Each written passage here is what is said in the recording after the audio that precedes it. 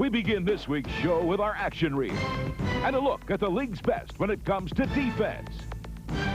The first test of the New York Knicks' stinginess came in Atlanta against the Hawks, where Patrick Ewing reigned supreme on both ends of the court in a battle between the two top teams in the East. They are going right to Patrick Ewing early in this game, and he has 4 of New York's 7 points. New York by 3. Danny Manning with over nice up and under. Blocked by Ewing.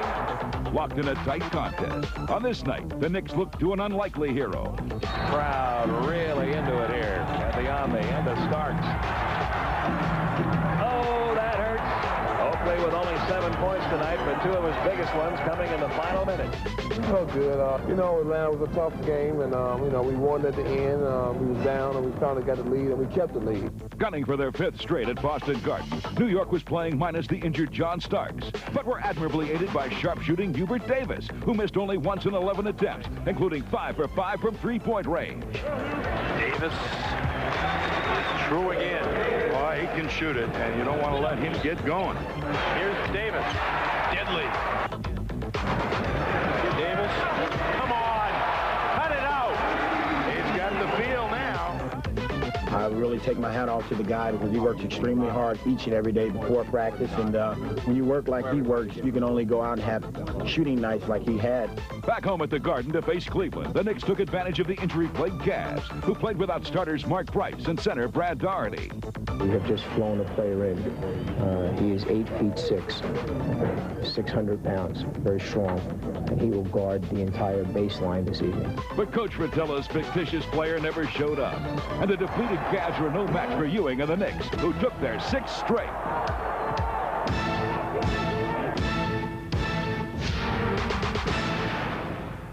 We're on a little bit of a run now. Now it's our turn to go out and try to win 10, 11 straight and keep building on that. The San Antonio Spurs started the week aiming to take over first place in the Midwest against the division-leading Houston Rockets. But this much-heralded matchup turned out to be no contest at all. Another transition chance for J.R. Reed. With Reed leading the way, the Spurs went on to a surprisingly easy victory. Reed all alone at a season high. 24 points on 12 of 15 marksmanship. 115-99. Not really indicative of just how dominant John Lucas's club was tonight. But there was no rest for San Antonio, as the team with the league's best record, Seattle, was next in town. It seemed the Spurs were going to enjoy some late-game heroics. Dishes it back out. Ellis. Oh, it's off Willie with the rebound. Basket, Anderson. But Seattle will have one last shot. Sure enough, Gary Payton would spoil the fun for San Antonio. Payton dribbles it off of his foot, gathers it back in, 2 seconds left, shoots, it's good! Gary Payton spoils the Spurs party. And the Spurs would have to rebound for their rematch with the Rockets in our marquee matchup. It was a tilt that put the Midwest Division lead on the line. This is a major game. Everybody's watching this game. And that included San Antonio's Dennis Rodman, who didn't start due to disciplinary reasons. The Worm could only silently watch as the Rockets drew first blood. Maxwell gets a step on Anderson, lays it up for 2. One, and it's tipped up and in by Vernon Maxwell. Maxwell in the open court. Vernon, yes, and he's fouled. Vernon Maxwell is on a tear. While Rodman remained on the sideline, San Antonio still managed to come back, erasing an 11-point deficit and actually led by 1 at halftime, thanks to 20 points from David Robinson. Starting off the second half, the Admiral picked up right where he left off. Robinson, nice fake, goes around Thorpe and slams it home. Del Negro leans in, misses it badly, and Robinson puts it back in. In a battle of MVP hopefuls, Hakeem Olajuwon stepped up, and he had the Spurs running for cover. And Hakeem starting to heat up. He's got 14 points. Rockets lead it 57-55. Hakeem finished with a team-high 27 points, despite foul trouble, which enabled San Antonio to take control and retake the lead. Willie Anderson put up a 3 as an afterthought. 74-69, a 5-point lead by San Antonio. Rodman, is that great? He's trying to make up. But his pleas went unanswered as Houston made one last charge. Turn back the other way, throws it up and in, and he's fouled. Sam Cassell drives it inside, bounce pass OT for 2, and the Rockets take the lead. Behind Miguel Knight's season-high 23 points off the bench, San Antonio pulled away for a 9-point win. Rodman never played, but he managed to give us a plug anyway, while Robinson finished off Houston with a game-high 40 points. Here's a 3-on-2 fast break, and Robinson, and why not? We've really begun to have some confidence, believe in ourselves, and I think we have all the materials we need to get to where we want to get to this year.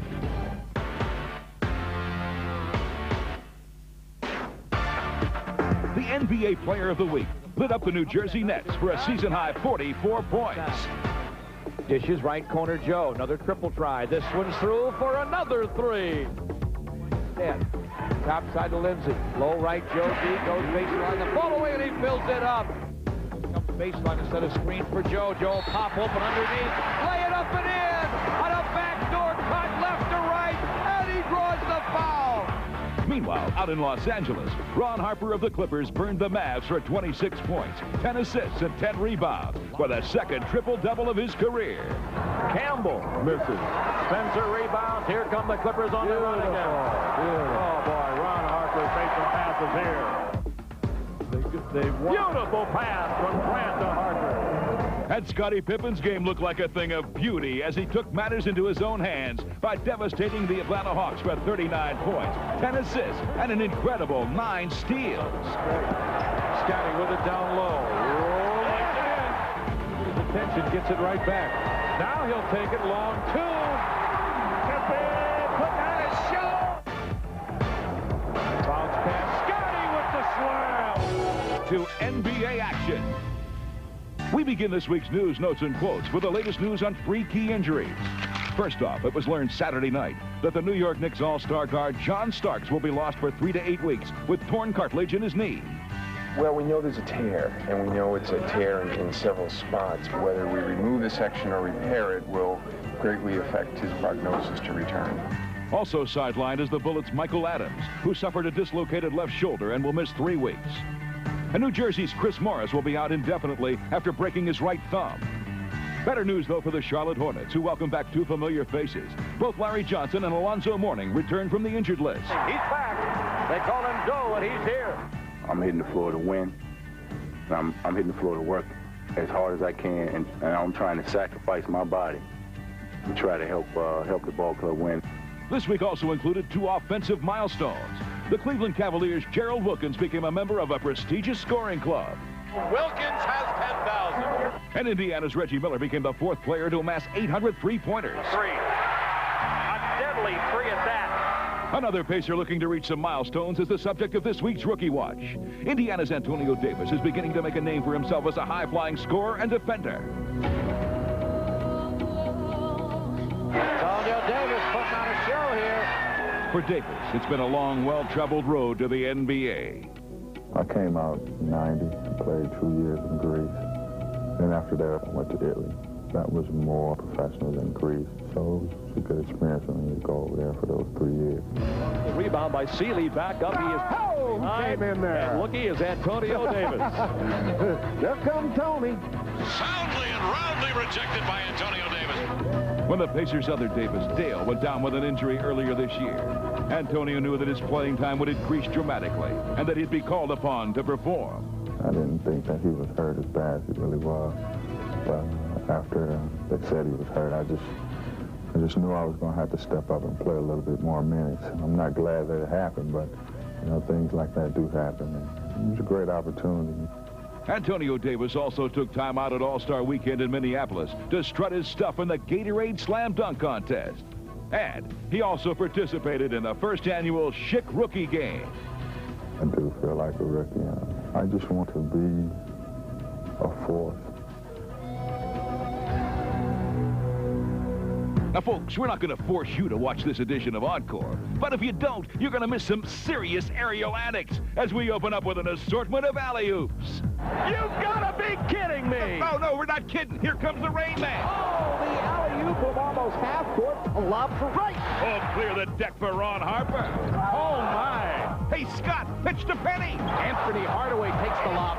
Here's Workman, the alley-oop, and the jam home. Oh, hold on here. We're not going home just yet. As a matter of fact, turn it up because we're going ahead full speed. Power move a one-hand pass on the block. Caught by Karl Malone. Spins into the paint. Shot away by Frank. Picked up by West. He's by midcourt. Buckle up, baby! Oh! And it's collected by LaFonso Ellis. Galloping by midcourt. Beats it back behind the back. Ellis to the track! Oh, Johnny, don't throw that lazy cross-court pass! Steal by Drexler. Here he goes! Instead of starting, we'll be closing with a little foreplay, and I'm not teasing. This titillating basketball phenomenon has become the newest rage in Chicago. Let's turn it over to Scottie Pippen. Scottie, another three. Oh, yeah, Scottie. And he got hit. They ran by Elo. Hit him out. Got a chance for a four-point play. You know it's never happened twice in the same game. That is, unless Pete Myers feels lucky. He might. Oh, yeah, foul. Oh, how about this? And they're going to set a record here. Now we take an inside look at what it's like to have that unstoppable feeling. It's a rhythm that you really can't explain, but you don't want it ever to end. It's more a mental state of mind than anything. When you're in the zone, you know it's going in. It's an awesome feeling. He's in that zone you talked about, Steve. Oh, brother, Person nails it from three. For the NBA's elite, it's a basketball phenomenon that only a select few can experience. Look out, Person puts up the three! Look out, he's in a zone. Being in the zone means that every time you touch the ball, you want to get it to the hoop as quickly as possible, go out and play some defense and get the ball back and shoot it again.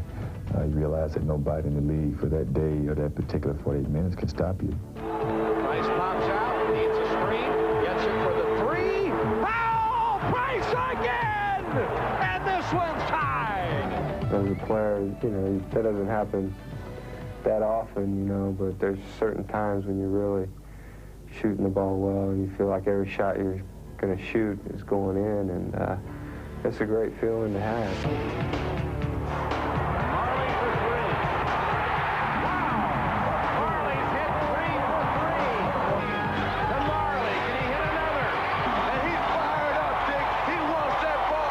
When you're in that zone, I really wasn't calling for the ball. You get it more through the flow of the game. You know, when he made the 1-3 from about 7-8 feet from behind the three-point line, and I just called a timeout, and I just shook my head. I said, we gotta take maybe 2 timeouts.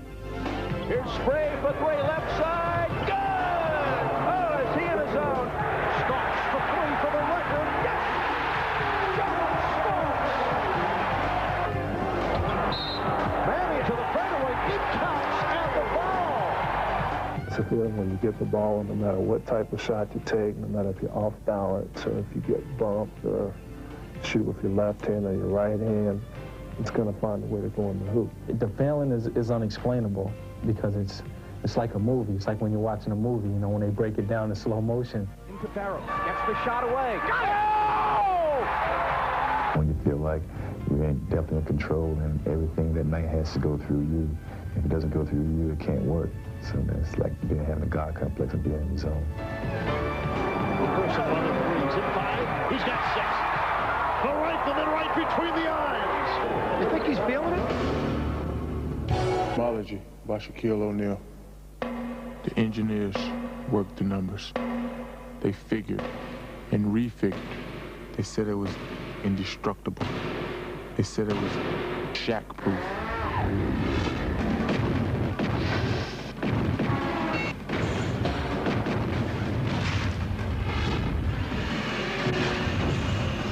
Maybe they should check their math.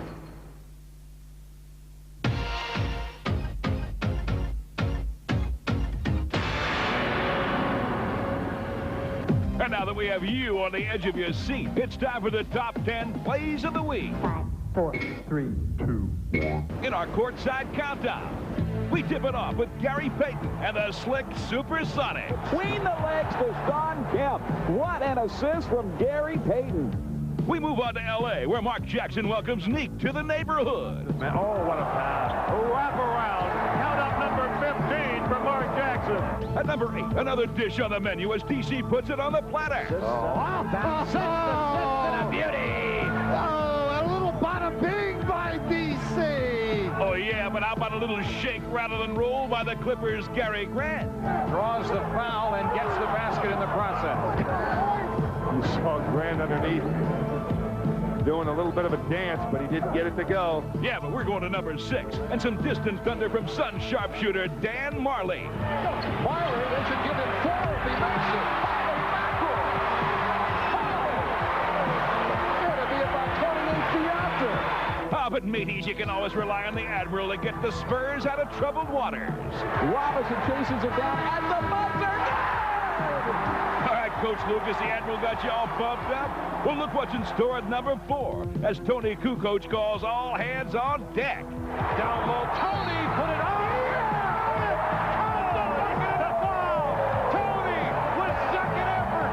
Put it in. He'll go to line for a 3-point play. All right, we move on to Portland, where the visiting Utah Jazz have a gig. But it's the Blazers who are making some sweet music. Strickland over the head to Porter. Porter to Drexler. What a play. Film at 11 with that play, baby. At 2, Sherm the General Douglas is on the warpath. Look at this. Sherman Douglas. Wow. And for the number 1 play of the week, Scottie Pippen shows us why he's the heir apparent. This time Pippen shook free of Elo. Oh, my God, that nested the ball. That got some oohs and ahs out of the crowd. That's a Michael Jordan-esque type move. Take another look at it. Whoa!